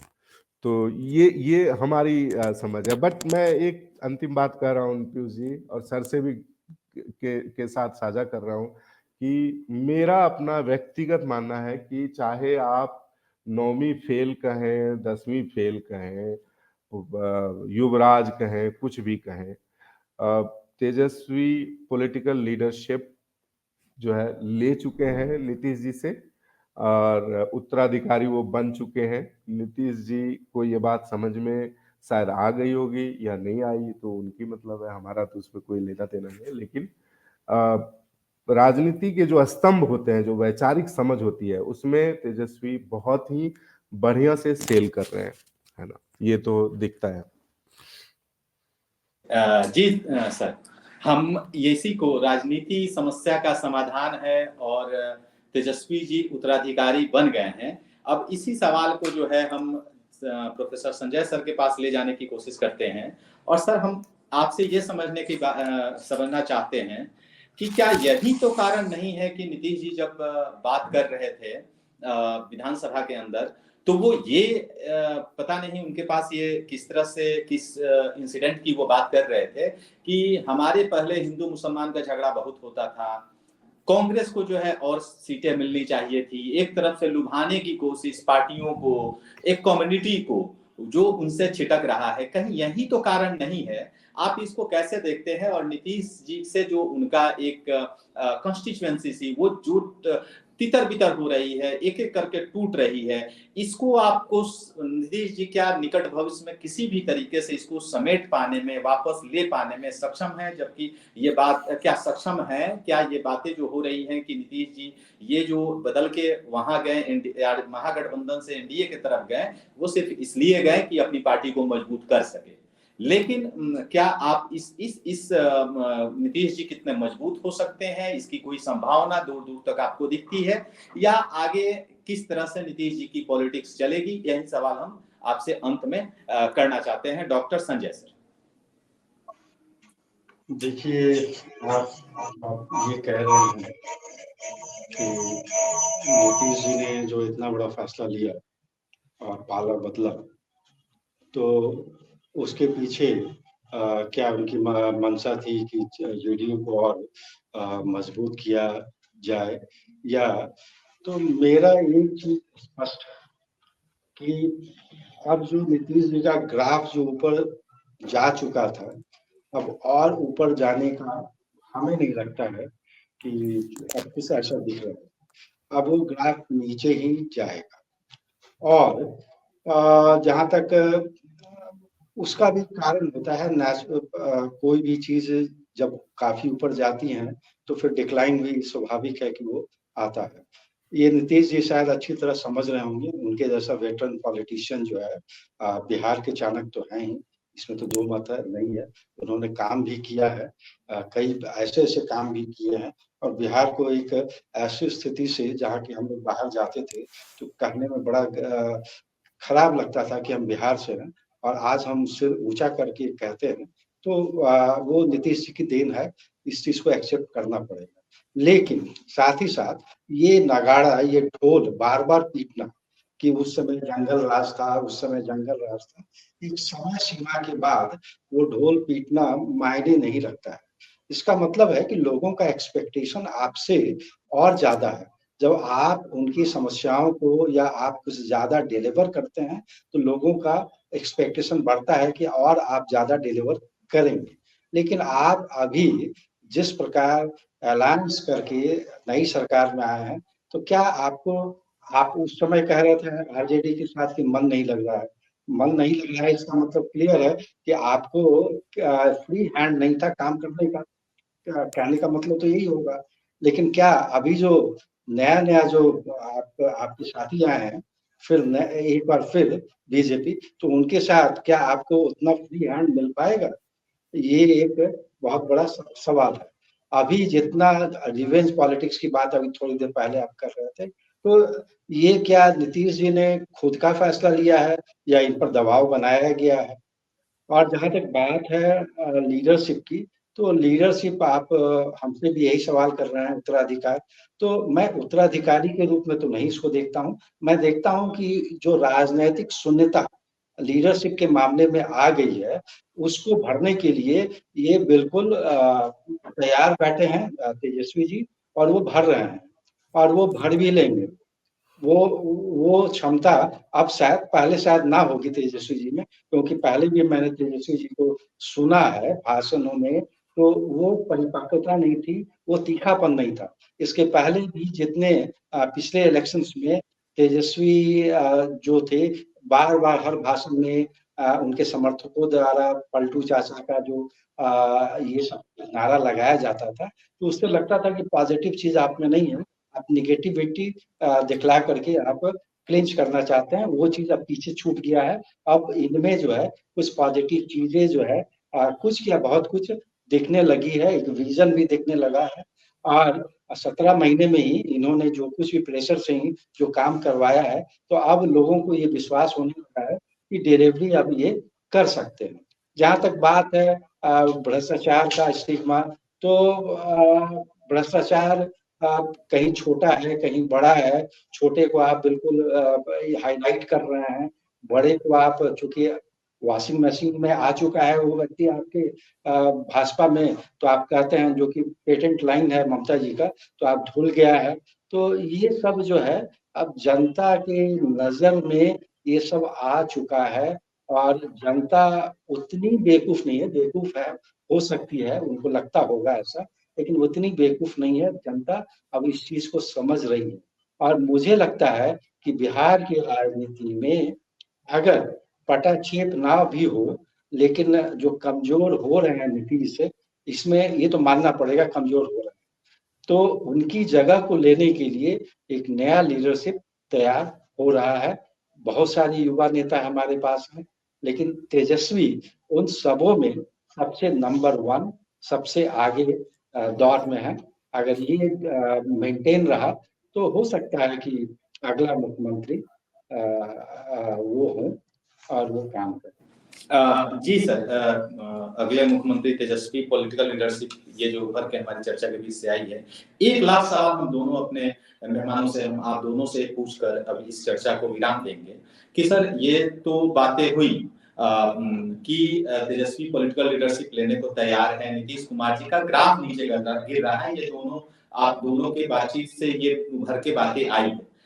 लेकिन मेरा सवाल अभी ये है कि अभी राज्यसभा के नॉमिनेशन हुए हैं, जिसमें से आरजेडी ने और जेडीयू ने और बीजेपी ने अपने अपने उम्मीदवारों की घोषणा की, और कांग्रेस ने भी अपने उम्मीदवार की घोषणा की।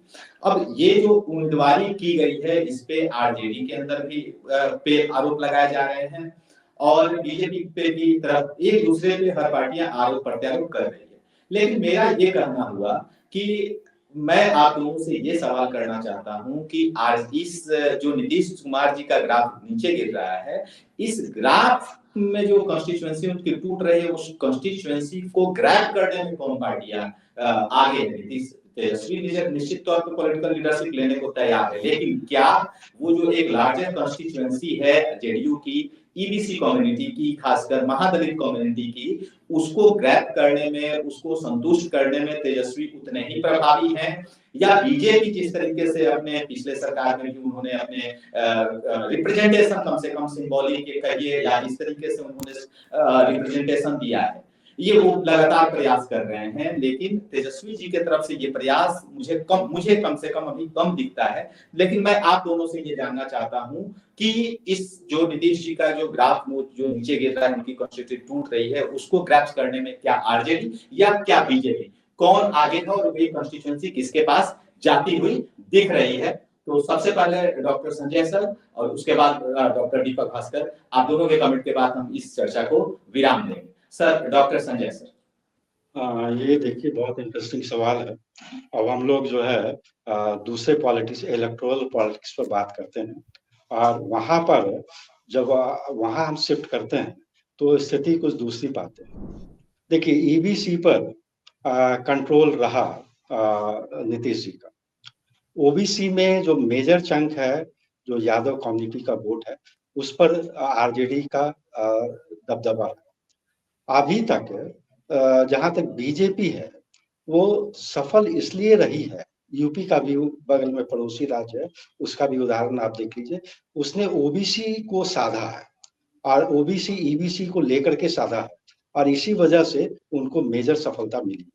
पहले जो कांग्रेस हुआ करती थी, वो शायद ओबीसी को नेग्लेक्ट करती थी, ईबीसी को नेग्लेक्ट करती थी, इसलिए उनकी जरूरत नहीं पड़ती थी, उनके बिना भी काम चल जाता था। आज भी वही हो रहा है। तो ये जो ईबीसी का जो चंक है, उस पर नजर सबकी है।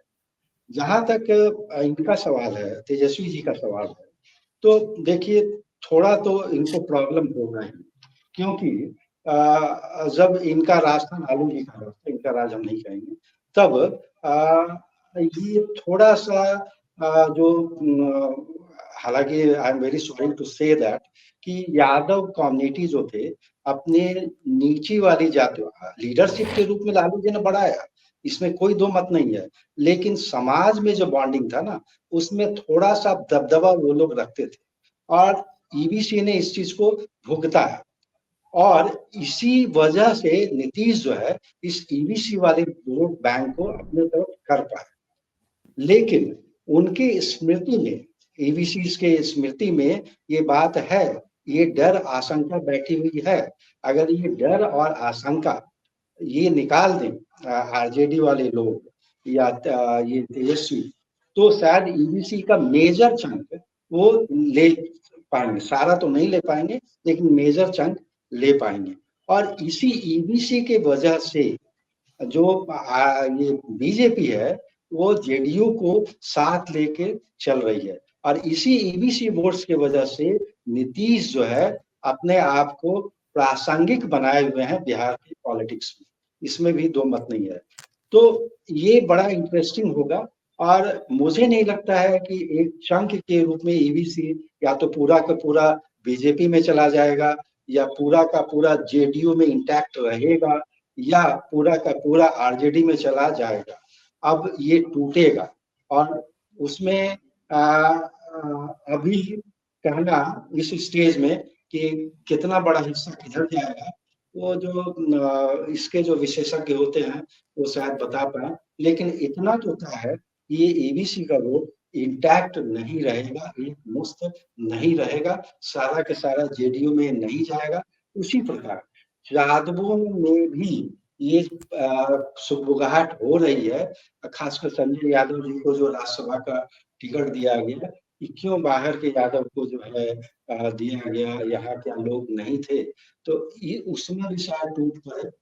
लेकिन फिर वही बात आती है कि वो संख्या का खेल है कि किसके पास कितने ज्यादा एमएलएज होंगे, वो सरकार बनाएगा। तो इसमें एडवांटेज तो तेजस्वी जी को दिखाई दे रहा है, बशर्ते कि वो उसको बखूबी कन्वर्ट कर दे। सही कहा सर आपने। अब हम डॉक्टर दीपक भास्कर सर की तरफ जाना चाहते हैं। सर ये सर ने जो कहा कि जो टूट हो रही है वो सारी तरफ से हो रही है, ओबीसी वोट के में भी, ईबीसी में भी।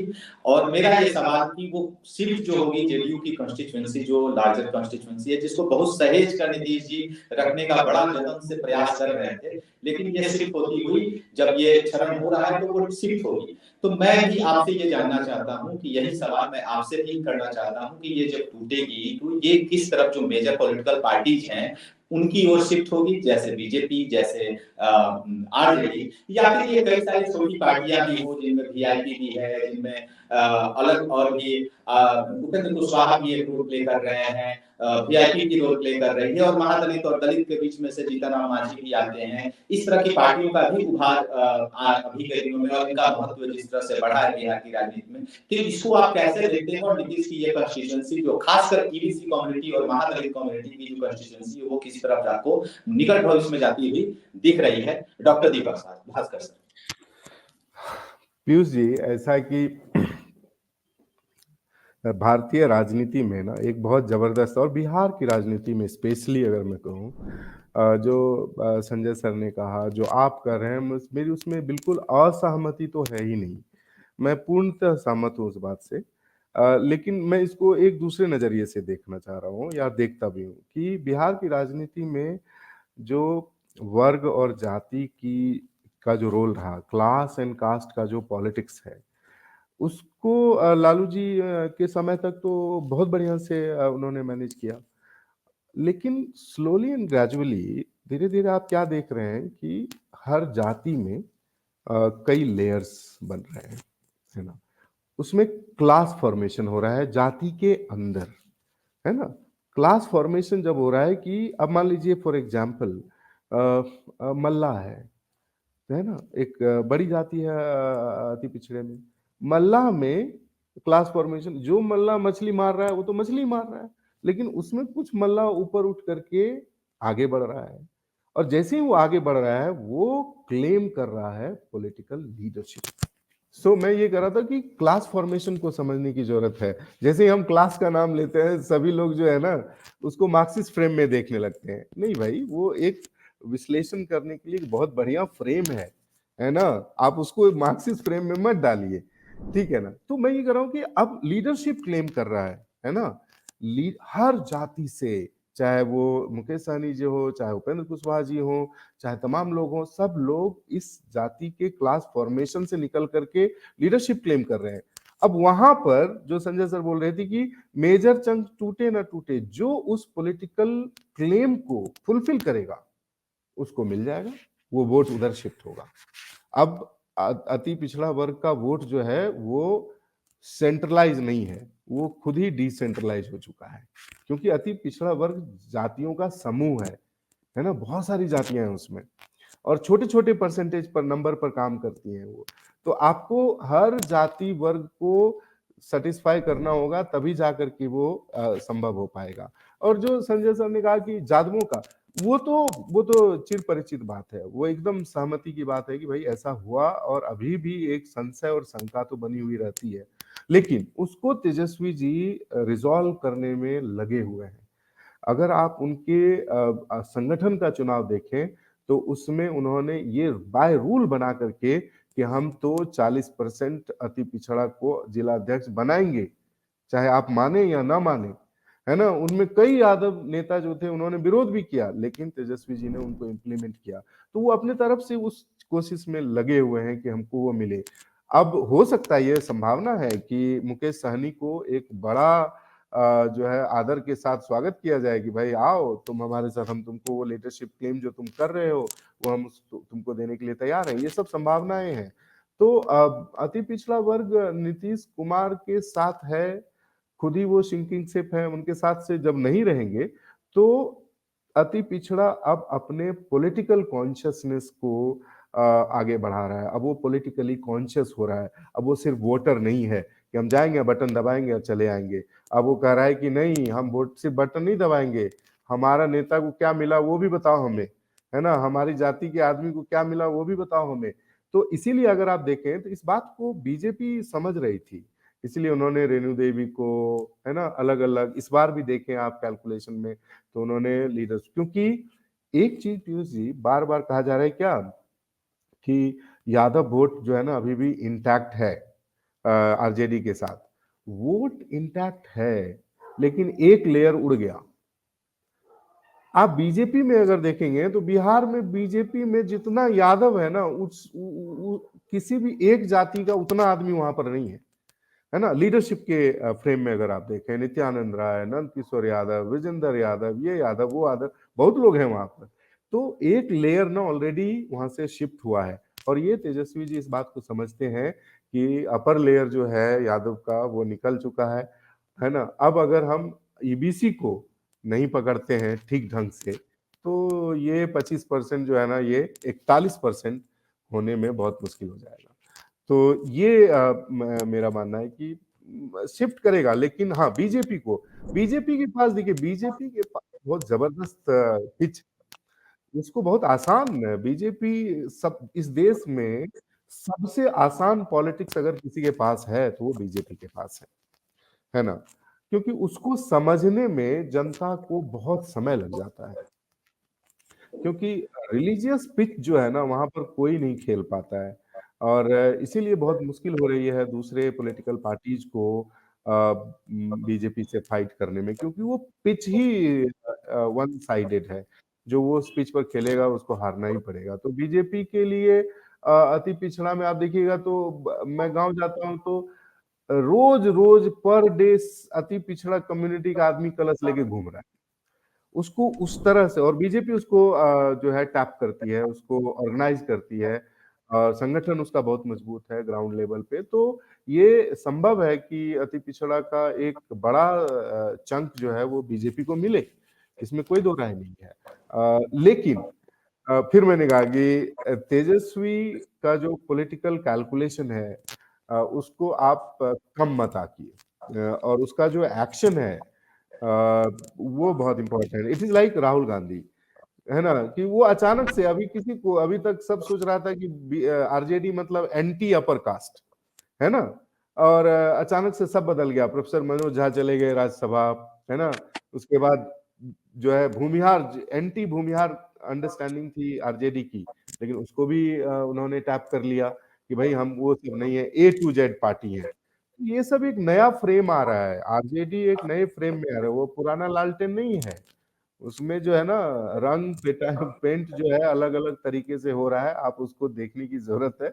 वो जब देखेंगे तब आपको ठीक लगेगा। इट इज लाइक कांग्रेस, है ना, सब बोलता है एलीट पार्टी है, वहीं दिल्ली में बैठा रहता है। अब राहुल गांधी जमीन पर खड़े होकर के कूद रहे हैं, है ना, लोगों से मिल रहे हैं, खेत में धान लगा रहे हैं, ट्रैक्टर चला रहे हैं, बस ड्राइवर बने हुए हैं। तो ये नया पॉलिटिकल अंडरस्टैंडिंग है, इसको हम लोगों को as a scholar, as a teacher, हम लोगों को एक बढ़िया ढंग से देखना चाहिए।